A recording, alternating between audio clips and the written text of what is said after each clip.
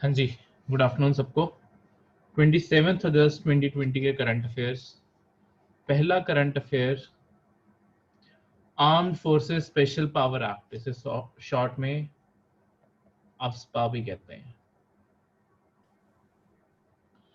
ये बेसिकली जो आपकी आर्म्ड फोर्सेस हैं इंडिया में, जहां पे भी डिप्लॉय की गई है इमरजेंसी में, ठीक है, ज्यादातर पैरामिलिट्री डिप्लॉय की जाती हैं। जैसे जम्मू कश्मीर के एरिया जो इंडिया में कुछ डिस्टर्ब्ड एरियाज मार्क हो जाते हैं ना, ये कैसे होते हैं वो सब कुछ बताता हूँ। कुछ एरियाज को डिस्टर्ब्ड एरियाज मार्क कर लिया जाता है।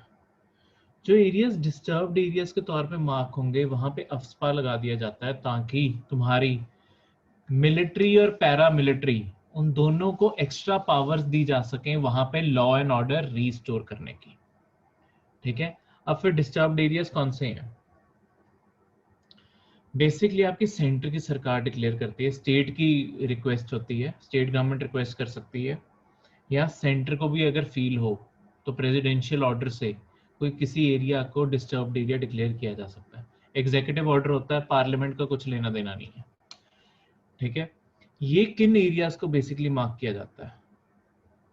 तीन जगह, या तो एडमिनिस्ट्रेशन जहां पे फेल हो चुकी हो peace peace and order maintain करने में, और लोकल पुलिस भी इशू नहीं डील कर पा रही, जहां पे किसी जमाने में सेंटर की सिक्योरिटी फोर्स लगी हुई थी, पर जैसे ही सेंटर की सिक्योरिटी फोर्स हटा ली जाती है, साथ के साथ लॉ एंड ऑर्डर भी खराब हो जाता है, तो उस एरिया को लगातार पैरामिलिट्री की जरूरत है या मिलिट्री की जरूरत है।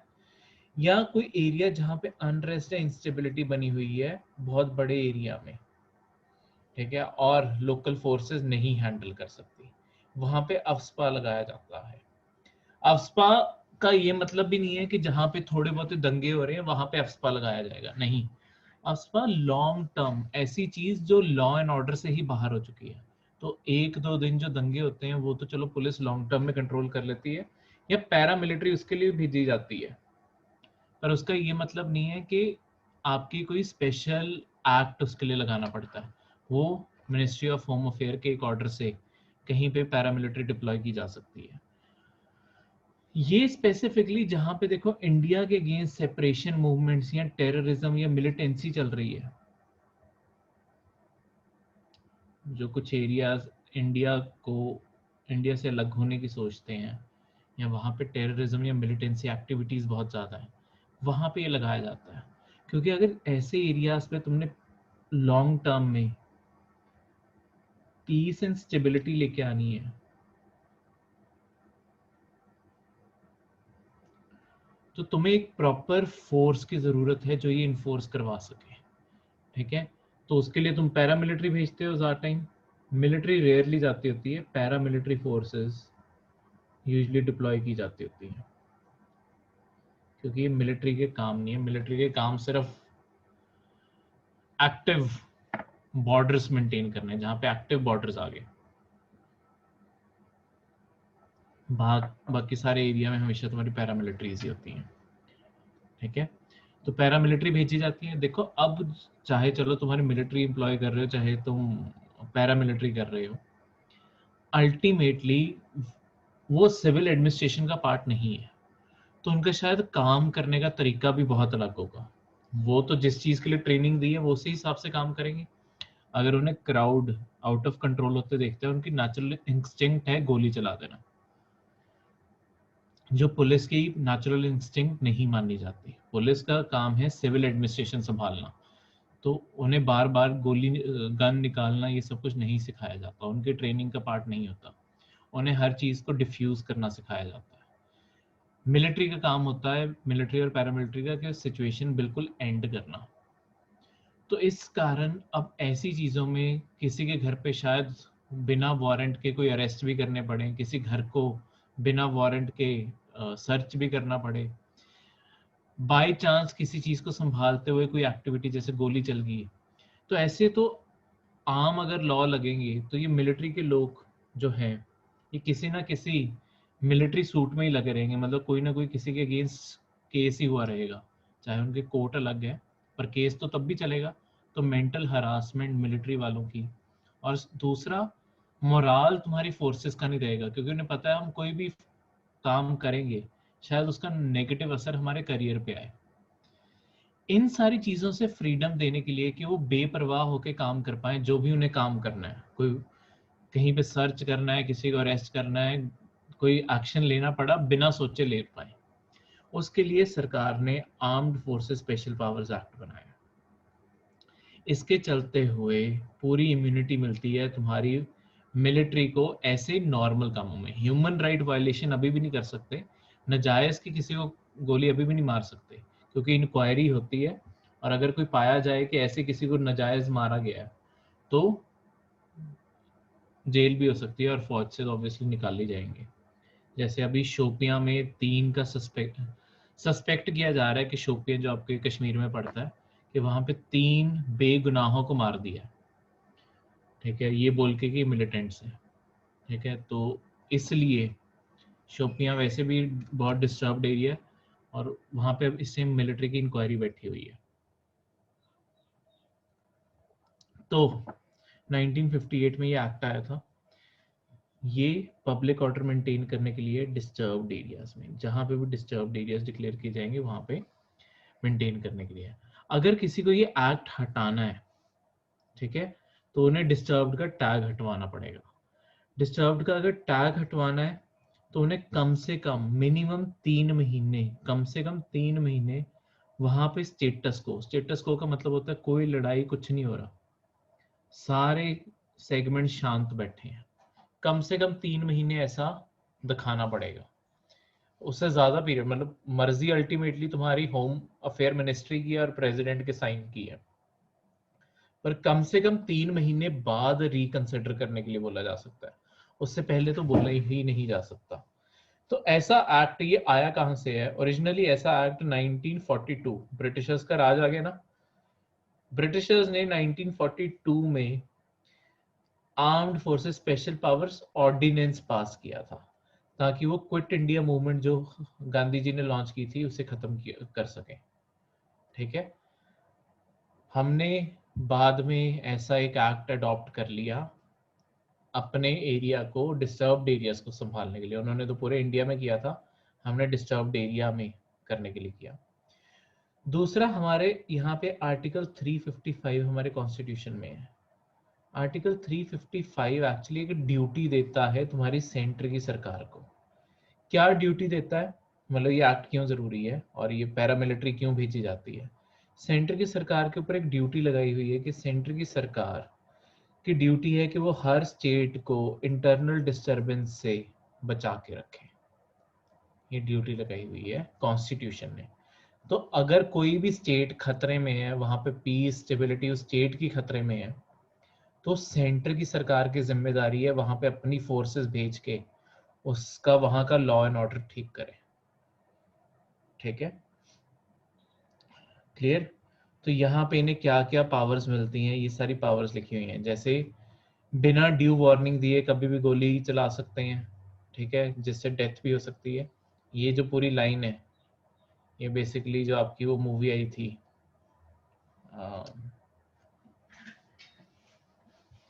शाहिद कपूर की,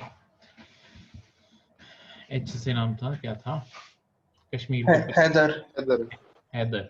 हैदर में वो चौंक के बीच में खड़ा होके अफ्स्पा एक्ट की बात कर रहा होता है। आज इसके बाद यूट्यूब पे अगली चीज सर्च करके देख लेना क्लास के बाद, शाहिद हैदर अफ्स्पा, ये बस यूट्यूब पे लिख देना, वो सीन आ जाएगा। उस पे वो इसी एक्ट के अगेंस्ट प्रोटेस्ट कर रहा था और उसने यही लाइन बोली है, ये पहली वाली, ठीक है, डायलॉग के तौर पे। किसी भी आम डंप हाइड आउट, किसी भी मतलब बिल्डिंग को तबाह कर सकते हैं अगर कहीं लगता है, देखो अगर कहीं लगता है कि यहाँ पे टेररिस्ट छुपे हैं।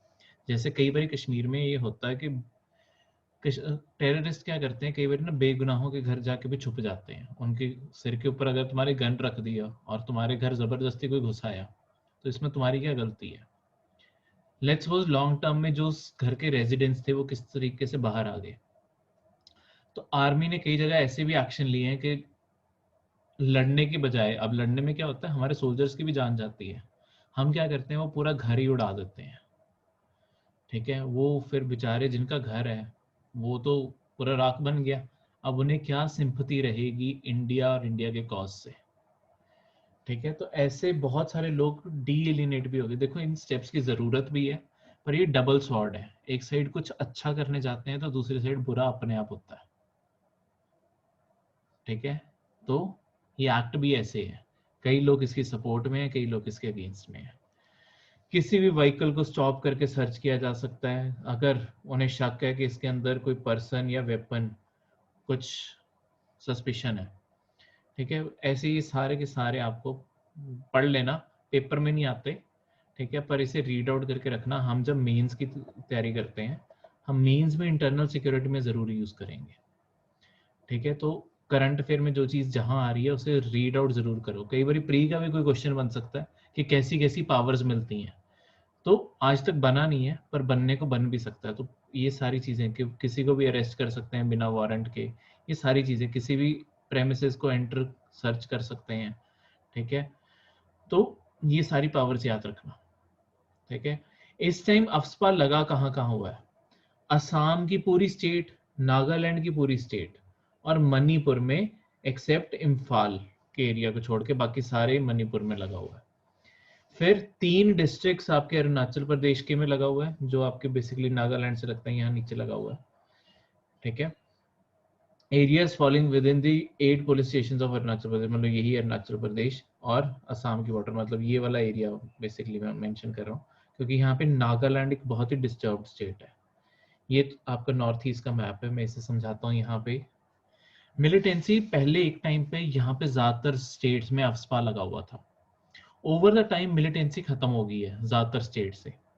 इनमें से खासकर डिस्टर्ब्ड जो स्टेट्स रहती हैं वो मणिपुर और नागालैंड रहती हैं, बाकी इतनी डिस्टर्ब नहीं है। अरुणाचल प्रदेश में पिछले साल ही लगाया गया है 2019 में, दोबारा से अरुणाचल प्रदेश में पहले हट चुका है एक बारी। अब सिर्फ अरुणाचल प्रदेश के नीचे वाले 3 डिस्ट्रिक्ट्स वो यहीं पड़ते हैं, यहाँ पे नीचे लगा है। बेसिकली नागालैंड के जो कुछ मिलिटेंट्स हैं वो यहाँ पे क्रॉस करके इधर को भाग जाते हैं, तो यहाँ पे भी कुछ एक्स्ट्रा पावर्स चाहिए। असम में तो पहले लगा हुआ है, तो असम तो वैसे ही कवर्ड था, तो वो यहाँ का और मणिपुर भी कवर्ड था, तो यहाँ पे शैडो ले रहे थे कि वो अरुणाचल प्रदेश में भाग जाते थे जहाँ पे आर्मी के पास स्पेशल पावर्स नहीं है। तो यहाँ पे भी लगा दिया गया है इतने को एरिया में, ठीक है।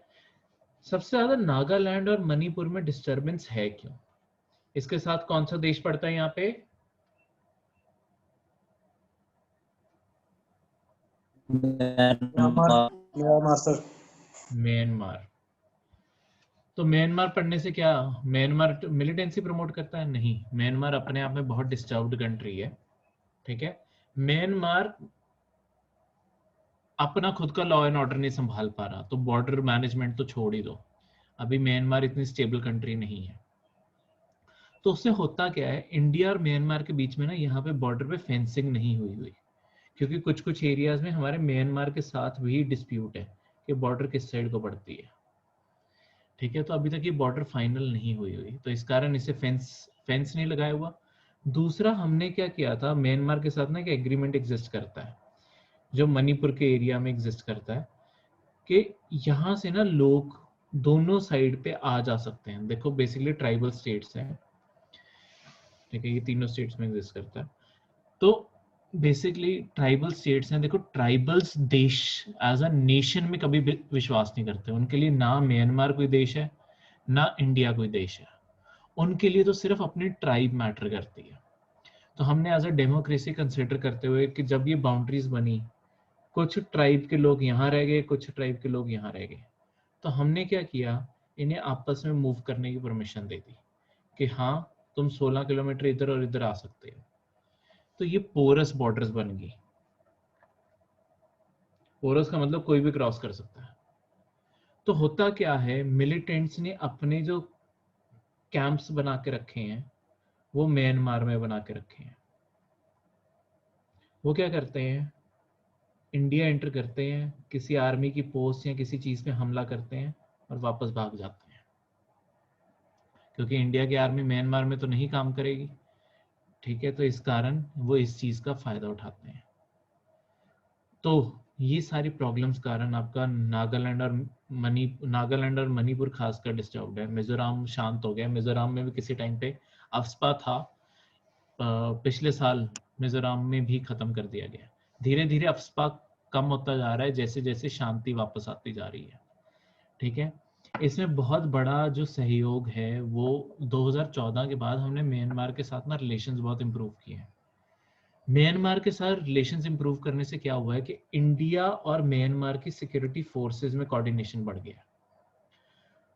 तो म्यांमार हमारी हेल्प कर रहा है उनके यहाँ से हाइड आउट्स खत्म करने में, तो उन्हें भाग के इंडिया आना पड़ रहा है। वो इंडिया आते हैं, इंडिया मारे जाते हैं, वहां जाते हैं, वहां मारे जाते हैं, तो उन्हें जगह नहीं बच रही अब भागने की। ठीक है, तो ये इसलिए इंटरनेशनल कोऑर्डिनेशन बहुत जरूरी होता है। जहाँ पे ये मिसिंग हो वहां पे हमेशा दुश्मन फायदा उठाने के चांसेस रखता है। ठीक है, पर अभी हाँ जी, हाँ जी, ये मिजोरम और ऊपर इन सब में फेंसिंग हो रखी है जैसे आप कह रहे थे ट्राइबल उनकी, क्या क्या क्या क्या इन सब में फेंसिंग हो रखी है, बॉर्डर डिस्प्यूट नहीं, तो नहीं है? इनमें बहुत देखो लिमिटेड फेंसिंग है। कहीं इतनी को फेंसिंग हुई होगी, कहीं पे इतनी को फेंसिंग हुई होगी, ठीक है, कहीं पे इतनी को फेंसिंग, ऐसे बस एरियाज है। बेसिकली फेंसिंग ना होने का एक और भी कारण है। एक तो ये सारा माउंटेन्स है और ऊपर से डेंस फॉरेस्ट है। यहाँ पे सारे पहाड़ी पहाड़ हैं और ऊपर से घने जंगल है।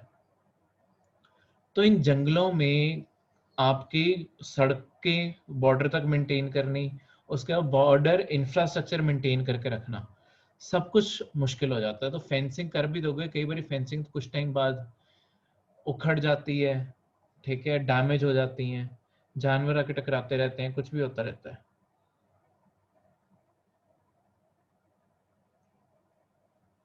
हाँ जी, आपका मेघालय से रिमूव हुआ है, ज्यादातर सारी जगह से रिमूव हो गया। ठीक है, तो बस अब सिर्फ ये जो लिमिटेड एरियाज बोले वहीं बचा है। ठीक है, खासकर ये 3 स्टेट्स में, असम, नागालैंड और मणिपुर। असम में अफस्पा इसलिए एग्जिस्ट करता है, असम इकलौती यहाँ पे स्टेट है जिसकी तुम अगर बॉर्डर देखोगे वो सारी स्टेट्स को लगती है।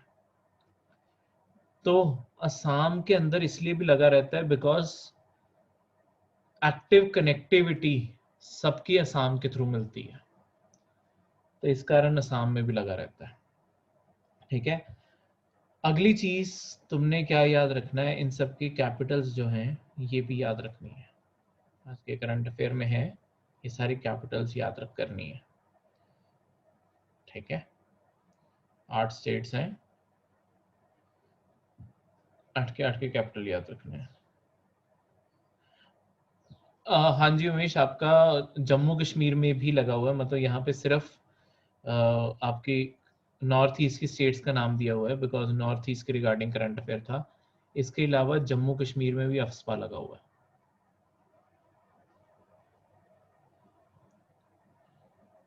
ठीक है, पंजाब में भी लगा था ना? हाँ जी, पंजाब में भी लगा था। जब पंजाब में 84 और 90s के टाइम पे मिलिटेंसी थी, पंजाब में भी लगाया गया था, चंडीगढ़ में भी लगाया गया था, पर फिर जब मिलिटेंसी खत्म हो गई तो अफस्पा भी हटा लिया गया। ठीक है, तो एक टाइम पे ऑब्वियसली जहाँ पे भी इंडिया में मिलिटेंसी होगी वहाँ पे अनलिमिटेड पावर्स देनी जरूरी है आपकी आर्म्ड फोर्सेस को। उसके कारण ह्यूमन राइट वायलेशंस बहुत होती हैं, पर कोई बेटर ऑल्टरनेटिव भी नहीं है सरकारों के, अगर पर्सपेक्टिव से सोचोगे। कुछ लोग उसका फायदा जरूर उठाएंगे, ठीक है, तो तुम उसका कुछ कर नहीं सकते हो इन्वेस्टिगेशन के सिवा। वो तो अब लोगों के मॉरल्स है ना, फिर तुम लोगों के एथिक्स को हिट कर रहे हो। असम की कैपिटल रॉन्ग है, हाँ असम की कैपिटल रॉन्ग है,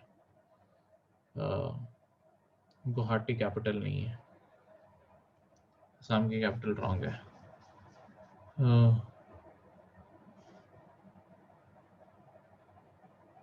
ठीक है प्रकाश, आप सही हो यहाँ पे, ये मैप में गलती है, मैंने भी बिना चेक किए इंसर्ट कर दिया। ठीक है, ये मैं नया मैप जोड़ के आपको करंट्स की फाइल दोबारा से सेंड कर देता हूँ। ठीक है, सही वाला मैप जोड़ के, बाकी सबके सही है। इजवाल अगरतला, एक मिनट बाकी चेक कर लो, फाल कोहिमा, ईटानगर, लॉन्ग, बाकी सारे सही हैं। सामने गलती की है साम, मैं दोबारा से लिख के भेज दूंगा। Next is draft health data management policy of the national digital health mission. ठीक है, ये दो चीजों से बना हुआ हेडिंग है, draft health data management policy और दूसरा the national digital health mission. तो बेसिकली सबसे पहले बताता हूँ the national digital health mission क्या है। बेसिकली हमारी हेल्थ इंफ्रास्ट्रक्चर में एक कोशिश क्या है कि लॉन्ग टर्म में हम जितना भी देखो कोई भी किसी को लेट्स सपोज बेनिफिट मिलना है या कोई भी बीमारी के रिकॉर्ड्स भी बनने हैं, जो आपके रिकॉर्ड्स हैं वो एक स्टेट और उसके बाद नेशनल डेटाबेस में स्टोर कर दिए जाए। चाहे कोई बेनिफिट है, जो सरकार कई बार कोई बेनिफिट्स दे रही होती है, वो बेनिफिट्स, और दूसरा अगर किसी को कोई उसकी कोई भी रिपोर्ट आती है वो भी उसका हिस्सा बन जाए। तो लॉन्ग टर्म में होगा क्या, फिर एक जब सेंट्रल रिकॉर्ड बन जाएगा, किसी पर्सन ने किसी भी स्टेट में जाके रहने लगना है, अगर उसे लेट्स सपोज वहां पे कोई बेनिफिट चाहिए तो उसे दोबारा से पेपर वर्क करवाने की जरूरत नहीं पड़ेगी। उसका डिजिटल नंबर होगा, जैसे आधार है उससे जुड़ा होगा, ठीक है, आधार लेके जाएगा, उसका सारा रिकॉर्ड, उसे क्या बीमारी रही है, कहाँ कहाँ इलाज हुआ है, क्या क्या ट्रीटमेंट्स हो चुके हैं, किस स्टेज पे वो है, हर चीज जो डॉक्टर है उसके सामने शो हो जाएगी। तो एक सेंट्रलाइज्ड डेटाबेस से क्या होगा, इंडियंस की हेल्थ सिस्टम ज्यादा बेटर मैनेज हो पाएगा। पर लोगों को इसके रिगार्डिंग सस्पिशन भी है थोड़ा, कि जब तुम लोगों के हेल्थ रिकॉर्ड्स इकट्ठे कर रहे हो तो लोगों के जो वल्नरेबल पॉइंट्स हैं वो एक तरह से इकट्ठे हो रहे हैं, लोगों क्या बीमारियां हैं या वो क्या कमजोरी होल्ड करते हैं, स्टेट के पास ये सारी इंफॉर्मेशन होगी। तो इस प्राइवेसी के इस कंसर्न को दूर करने के लिए ड्राफ्ट अभी फाइनल नहीं हुई है पॉलिसी, सिर्फ ड्राफ्ट बनाया गया, ड्राफ्ट होता है अभी रफ, इसमें अभी सजेशंस इनवाइट किए गए हैं। हेल्थ डेटा मैनेजमेंट पॉलिसी बनाई जा रही है। इसमें डेटा कैसे डाला जाएगा डिजिटली, कैसे स्टोर किया जाएगा, कैसे एक्सेस कर सकता है कोई, ठीक है, ये सारी चीजें अभी फाइनलाइज होनी है। मतलब अभी ये पॉलिसी नीचे करंट अफेयर में नहीं लिखी, वो इसलिए नहीं लिखी बिकॉज एक बार पॉलिसी फाइनलाइज हो जाए फिर हम पढ़ेंगे। 3 सितंबर तक अभी ओपन है, उसके बाद अक्टूबर में मेरे ख्याल से फाइनल आएगी इसकी, वो वाली हम पढ़ेंगे। अभी के लिए हमारे लिए जो चीज इंपॉर्टेंट है, इसका मेन ऑब्जेक्टिव क्या है इस ड्राफ्ट पॉलिसी का, ये है कि एडिक्वेट गाइडेंस प्रोवाइड हो सके, एक फ्रेमवर्क बन सके जहां पे सिक्योर प्रोसेसिंग हो सके पर्सनल और सेंसिटिव डेटा की, हर इंडिविजुअल की, जो नेशनल डिजिटल डेटा इकोसिस्टम का पार्ट बनेगा, डिजिटल हेल्थ इकोसिस्टम का पार्ट बनेगा। ठीक है, और कैसे उसने कलेक्ट करना है, कैसे प्रोसेस करना है, कैसे शेयर करना है, वो सब कुछ कि इसमें गाइडलाइंस होंगी।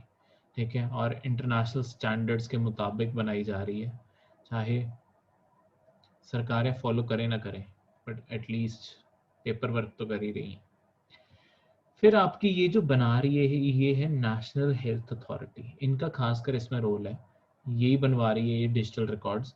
बेसिकली इंडिया में एक स्कीम लॉन्च की गई थी, इंश्योरेंस, हेल्थ इंश्योरेंस स्कीम, जो दुनिया की सबसे लार्जेस्ट स्कीम है, आयुष्मान भारत या प्रधानमंत्री जन आरोग्य योजना, ये दोनों एक ही नाम है, जैसे मर्जी बुला सकते हो इसे।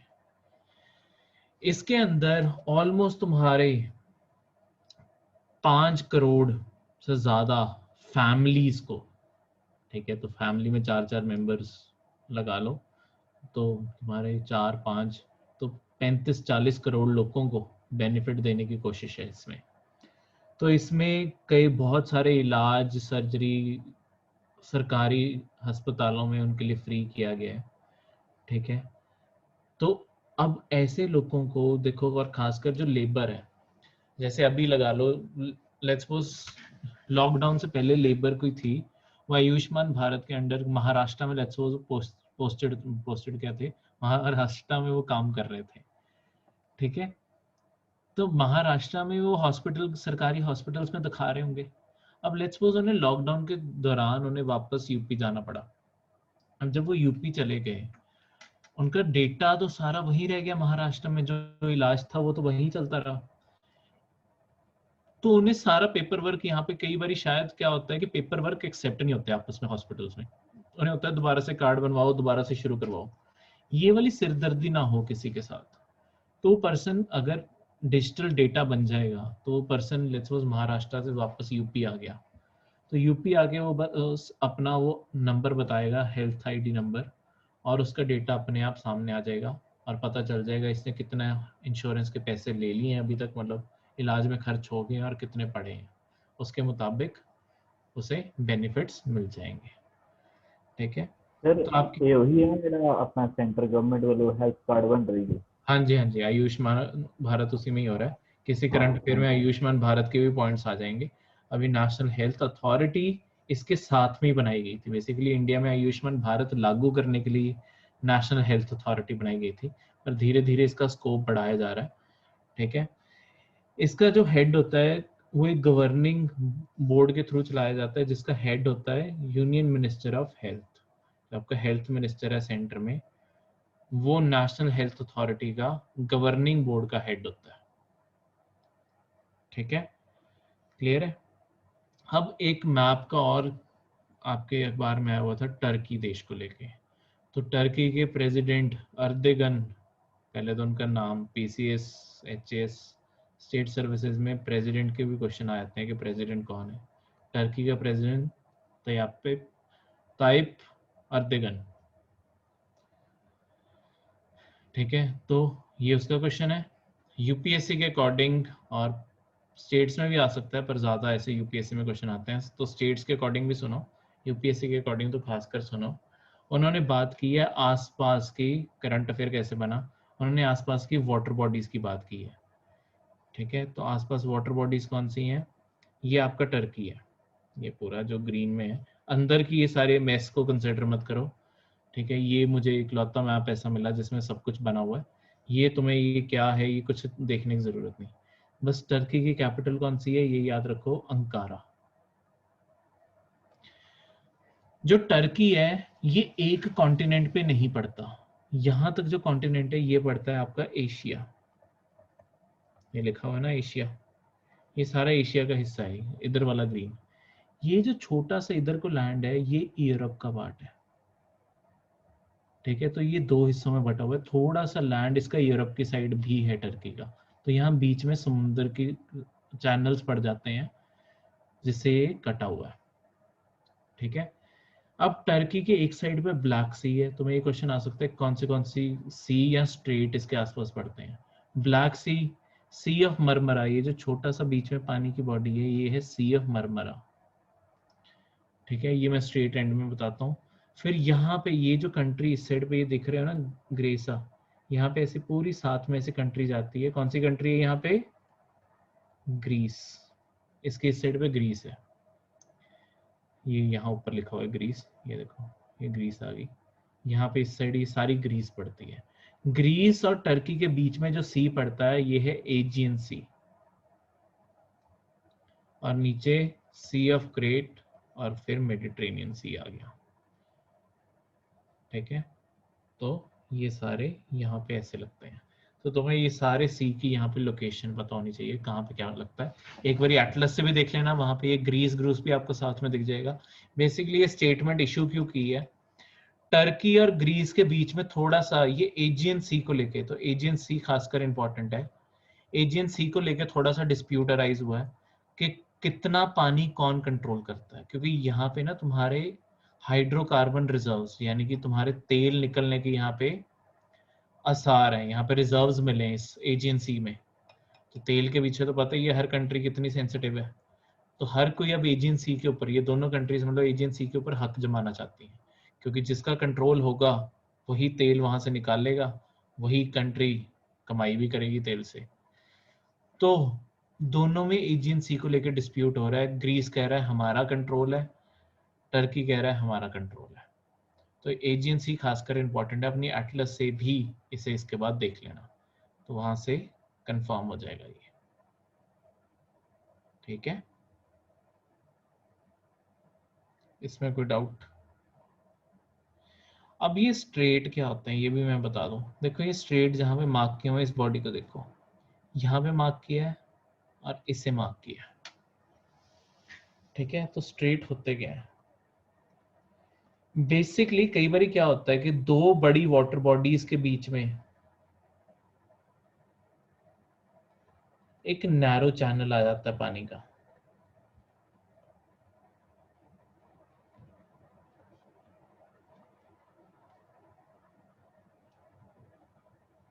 एक साइड पे एक बड़ा सी होगा कोई, एक साइड पे दूसरा सी ओशन कुछ भी होगा। ठीक है, मतलब यहाँ पे भी ओशन हो सकता है। उन दोनों के बीच में क्या होता है, थोड़ा सा नैरो एरिया आ जाता है, मतलब दोनों साइड पे लैंड होगा और बीच पतले से रास्ते से पानी दोनों को कनेक्ट कर रहा होगा। कनेक्टेड होंगे बस एक पतले से चैनल के थ्रू, मतलब यहाँ से पानी ऐसे पास कर रहा होगा दोनों के बीच में। ये जो नैरो चैनल ऑफ वाटर होता है इन्हें स्ट्रेट कहते हैं। ठीक है, डेफिनेशन के तौर पे बताऊं, narrow channel of water connecting two large water bodies, ये डेफिनेशन है। ठीक है, तुम्हें पेपर में अगर कभी स्ट्रेट की डेफिनेशन आएगी, दूसरी कंफ्यूजिंग डेफिनेशन क्या बोली जाती है कि ये जो आसपास जो लैंड है इसे इसके साथ कंफ्यूज करने के लिए एक डेफिनेशन आती होती है कि स्ट्रेट वो होता है channel of water dividing to lands. सुनने में तो ठीक है, पर वो स्ट्रेट की डेफिनेशन नहीं है। मतलब ऑब्वियसली रियलिटी तो यही है कि लैंड दोनों साइड पे बट गया है एक पतले से चैनल के थ्रू, पर वो ऑफिशियल डेफिनेशन नहीं है। ऑफिशियल डेफिनेशन सिर्फ narrow channel of water connecting two large water bodies है। ये एक्चुअली क्वेश्चन आ चुके हैं आपके स्टेट सर्विसेज में। ये ज्योग्राफी में आता है सब कुछ, पर जो चीज जहां करंट अफेयर में आ रही है वहां पे हमेशा कर लेनी चाहिए। ठीक है, अब किसी को कोई डाउट किसी भी करंट अफेयर में?